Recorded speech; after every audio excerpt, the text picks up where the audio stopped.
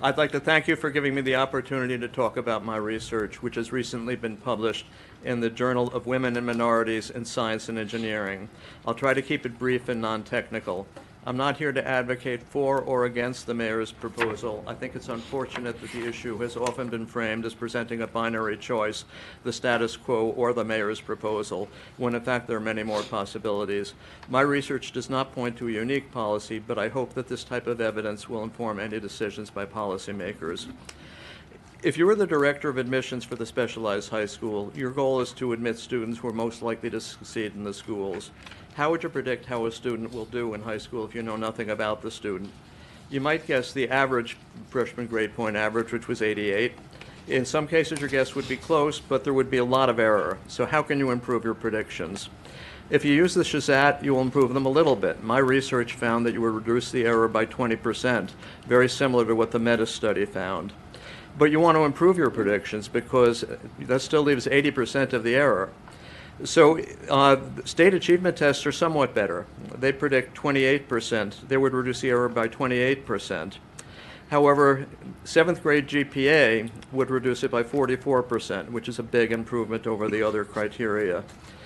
The only possible justification for the current outcomes with respect to diversity would be if the test were actually a good predictor, a good criterion for admissions, and it's not a sufficiently good predictor by itself. If you have better predictors and middle school grades are far better, why not use them?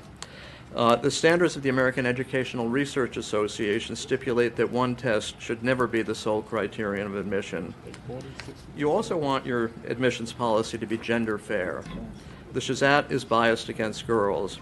I don't mean that there are questions about hockey, but there is a statistical bias in that girls do better in high school than the exam would predict. In my study, on average, girls earn GPAs 4 points better than predicted by the SHSAT. This means that girls are being rejected in favor of boys who are likely to achieve at a lower level in high school. In 2013, 51% of the applicants were girls, but only 44% of those admitted. It's clear that as the sole admissions criterion, SHSAT is unfair to girls. Many parents and alumni ask, are grades a fair measure when schools have different grading policies? It's ironic that tests such as the SAT and the SHSAT that were designed to provide a uniform objective metric are less accurate predictors than GPA, which is compiled across different courses, school teachers, different standards. When you think about it, that should not be so surprising, however. The SAT and the SHSAT are 3-hour samples of student performance. They do not assess abilities across all domains. Science, history, foreign language are not tested. They actually assess very limited math and verbal skills. Additionally, they use multiple choice questions almost exclusively. In contrast, GPA is based on a full year sample of student performance across the full range of academic domains, and performance is assessed in many ways, not only by multiple choice questions.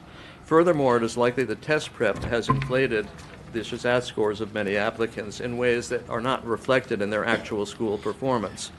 Finally, and perhaps most important, GPA captures motivation. A second question I'm often asked is, how will Stuyvesant, Bronx Science, and the other schools maintain their reputations when admissions criteria will admit students who would not now qualify?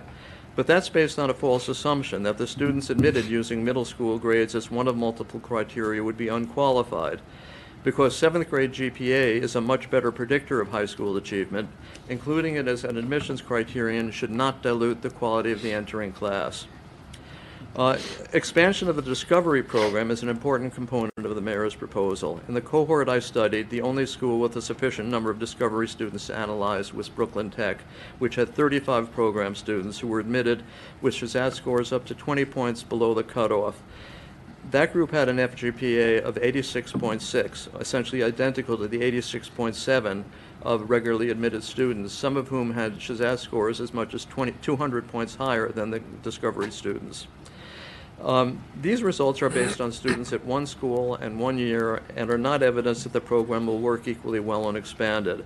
However, at the very least, it suggests that the expansion is worth trying and studying. In addition, it is consistent, these data are consistent with the view that SHSAT scores around the cutoff are meaningless and arbitrary when used as a sole criterion. The take-home message I would like to leave you with is the following. With consideration of additional criteria, it may be possible to select a group of students who will be more representative of the community the school system serves and the pool of students who apply, without sacrificing the excellence for which New York City specialized high schools are so justifiably famous and which has made New Yorkers proud. Thank you.